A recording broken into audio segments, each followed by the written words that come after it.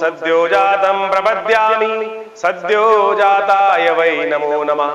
भवे भवेनाति भवे भवस्य मां भवोद्भवाय नमः। त्र्यंबकं यजामहे सुगंधिं पुष्टिवर्धनम् उर्वारुकमिव बन्धनान् मृत्योर्मुक्षीयमामृतात्। नमस्कार, स्वागत है आपका आचार्यवाणी में। मैं आचार्य डॉक्टर विक्रमादित्य आपके साथ हूँ। देखिए, तुला राशि वालों, 14 तारीख की हम बात करें, 14 जून की ग्रह गणना विशेष तौर पे उस दिन दिखाती है कि उस दिन योगिनी एकादशी है, माँ भगवती भगवान विष्णु की पूजा करने का, सुंदर आराधना करने का दिवस। तो ऐसे में विशेष तौर पे गरीब जो संत महात्मा है, संत महात्मा की विशेष तौर पे सहयोग करने का प्रयास करें, उनको वस्त्र का दान करें, उनके लिए विशेष तौर पे फलहार की व्यवस्था करें। ये बड़ा सुंदर उपाय है इस दिन इसका लाभ लेने के लिए। योगिनी एकादशी, योग रत योगिनी के निमित्त विशेष तौर पर भगवान की आराधना करने का दिन माना जाता है। भगवान विष्णु का विशेष तौर पर पूजन करें, शालिग्राम भगवान का पूजन करें, उनका चरणामृत ग्रहण करें। ग्रह गणना आपके लिए पॉजिटिव है और विशेष तौर पर आपके कार्यों का सकारात्मक प्रभाव आपके जीवन में उत्पन्न होने के योग दिखाई देते हैं।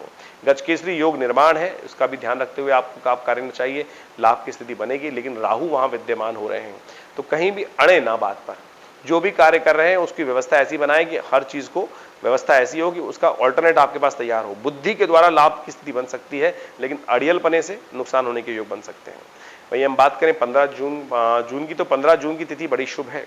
इस दिन विशेष तौर पर प्रदोष है, प्रदोष के साथ साथ बृहस्पतिवार गुरु प्रदोष का योग बन रहा है और साथ साथ संक्रांति का योग भी बन रहा है।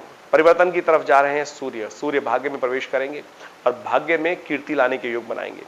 और ऐसे में भगवान सूर्य का अवश्य पूजन करना चाहिए, ध्यान करना चाहिए, उनको अर्घ्य देना चाहिए। और हल्दी युक्त जल से भगवान सूर्य को अर्घ्य देने से आपके बड़े शुभ होने के योग बनेंगे। ऐसे में गेहूं का दान करना आपके लिए बहुत शुभ है। और चंद्रमा का परिवर्तन शाम को होगा, वो आपके लिए उन्नति के योग बनाएगा। और चंद्रमा का ये परिवर्तन विशेष तौर पर जो है वो आपके लिए जो है कई प्रकार की सूचना भी, थोड़ा सावधान रहने के योग भी बनाएगा।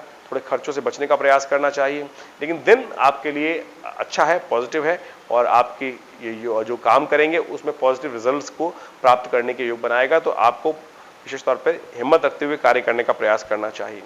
वहीं 16 जून की हम बात करें तो 16 जून को ग्रहों गणना के अनुसार से एक मासिक शिवरात्रि का योग बन रहा है और साथ साथ शुक्रवार का अवसर है, महालक्ष्मी को प्रसन्न करने का दिवस। ऐसे में विशेष तौर पर श्री सूक्त का पाठ करें, मां भगवती का यज्ञ करें और साथ साथ खट्टे फलों का दान करना चाहिए। और ग्रहों की गणना विशेष तौर पर दिखा रही है कि आपको हर कार्य को करते हुए सावधान रहते हुए कार्य करें। जुर्माने का योग दिखाई देता है, कहीं ना कहीं से खर्चों के बढ़ने के योग दिखाई देते हैं और मन थोड़ा सा परेशानी में फंसने के योग बनते दिखाई दे रहे हैं। तो ऐसे में मां भगवती के को पसंद करने के लिए, लक्ष्मी जी को पसंद करने के लिए, अलक्ष्मी को दूर करने के लिए काम करें। भगवान शिव के मंदिर में जाकर बिल्वपत्र लेकर भगवान पर अर्पित करें, इससे दरिद्रता दूर होने के योग बनेंगे, धर्म के कष्ट होने के दूर होने के योग बनेंगे। इस दिन भद्रा विद्यमान है, सुबह 8:34 से लेकर रात्रि में 9 बजे तक। तो कोशिश ये करें, नए कार्यों के लिए दिन शुभ नहीं दिखाई देता तो उससे बचने का प्रयास करें। 17 जून की हम यदि जून को ग्रह गणना विशेष तौर पर दिखा रही है कि शनिचरी अमावस्या का योग बन रहा है इस दिन। और साथ साथ शनि महाराज अपनी गति में परिवर्तन कर रहे हैं। शनि सीधी चाल चल रहे थे, अब उल्टी चाल चलेंगे, आपके संतान के भाव में आ गए हैं, बुद्धि के भाव में आ गए हैं।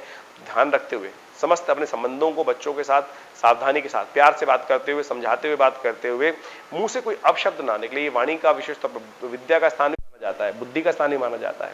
बुद्धि कहीं गलत तरफ ना चल जाए, बुद्धि में अंधकार ना छा जाए, बुद्धि कहीं स्लो ना हो जाए, इस बात का ध्यान रखते हुए कार्य करना है आपको। तो कोशिश ये करें इस दिन किसी भी प्रकार के तामसिक चीज का सेवन ना करें, तामसिकता से दूर रहते हुए काम करें। मंगल शुक्र का योग चल रहा है, तामसिकता की प्रवृत्ति मन में उदय हो सकती है, तो उससे बचने का आपको प्रयास करना चाहिए। गलत तरफ, गलत रास्ते हमेशा नुकसान ही देते हैं और शनि के बात में कहा जाता है कि शनि दंडाधिकारी हैं, तो गलत काम करेंगे उनको दंड भी मिलेगा। तो इसका ध्यान रखते हुए कार्य करें। 4.5 महीने के लिए शनि महाराज हो रहे हैं, ऐसे में आपको ध्यान रखना चाहिए।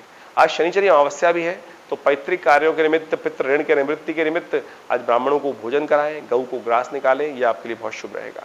अब हम बात कर लेते हैं 18 तारीख की। 18 जून को रविवार का अवसर है और अमावस्या तिथि है। पैतृक कार्यों के साथ साथ दैविक कार्यों के लिए यह अमावस्या बहुत शुभ मानी जाती है। गायत्री का यज्ञ करना, भगवान सूर्य को अर्घ्य देना और ग्रहों का परिवर्तन रहेगा बहुत सुंदर तरीके से। मानसिकता में धार्मिकता का उदय हो सकता है और धार्मिकता हमेशा लाभ ही देती है, इस बात का ध्यान रखना चाहिए। धर्म की तरफ रुझान जागेगा, अध्यात्म की तरफ रुझान जागेगा, आध्यात्मिक लोगों से संपर्क होगा, उनका आशीर्वाद मिलेगा, कुछ सानिध्य, कुछ कथा श्रवण का अवसर आपको प्राप्त हो सकता है। ऐसे में इस शुभ तिथि का लाभ लेते हुए कार्य करने का प्रयास करें, आपके लिए अच्छा होगा। और साथ साथ अब हम बात कर लेते हैं 19 जून की। तो तुला राशि वालों, 19 जून को ग्रहों की गणना दिखाती है कि इस दिन मुहूर्त के हिसाब से तिथि बड़ी शुभ है। सोमवार का अवसर, गुप्त नवरात्रि आरंभ, आषाढ़ मास के शुक्ल पक्ष की प्रतिपदा और शाम को चंद्र दर्शन। ये शुभ तिथि दिखाती है कि मां भगवती के सानिध्य को प्राप्त करने की बड़ा सुंदर मुहूर्त बन रहा है। ऐसे में जो भगवती का सानिध्य प्राप्त करेंगे, उनकी अनेक मनोकामना, रुके हुए कार्यों को गति प्रदान करने का सुंदर योग बन सकता है। ग्रह आपके पॉजिटिव हैं, धार्मिकता का से लाभ होने के योग दिखाई देते हैं। धार्मिकता से आपको भाग्य उदय होने के चांस बन सकते हैं। तो गुप्त मां भगवती की आराधना के लिए आश्रम पर बड़ा यज्ञ रखा गया है विवेकानंद में। आप उस यज्ञ में भाग ले सकते हैं। मां भगवती का सानिध्य लें। गुप्त नवरात्रि के अवसर पर यह सुंदर यज्ञ का आयोजन रहेगा विवेकानंद आश्रम में, आप उसमें भाग ले सकते हैं। आपके लिए ग्रह गणना पॉजिटिव दिखाई देती है। 20 जून की यदि हम बात करें तो 20 जून को ग्रह गणना के साथ का परिवर्तन का योग, परिवर्तन जो है विशेष तौर पर लाभ की स्थिति दिखाई दे रहा है। तो ऐसे में गुप्त नवरात्रों का द्वितीय दिवस है। मां ब्रह्मचारिणी देवी का ध्यान करें। और विशेष तौर पर जैसा हमने कहा कि हमने विवेकानंद योगाश्रम में एक बड़ा यज्ञ का आयोजन किया है गुप्त नवरात्रि के अवसर पर। दुर्गा सप्तशती का महायज्ञ रखा है, चलेगा। तो आप भी अपने उस यज्ञ में दिव्य आहुति प्रदान करने के लिए योग बना सकते हैं। कोशिश करें, हमारे विद्वान ब्राह्मणों के द्वारा सुंदर व्यवस्था बनाइए। आप भी इस यज्ञ में भाग लेकर अपने कष्टों का निवारण करने के लिए सुंदर कार्य कर सकते हैं। लाभ होगा। धन्यवाद।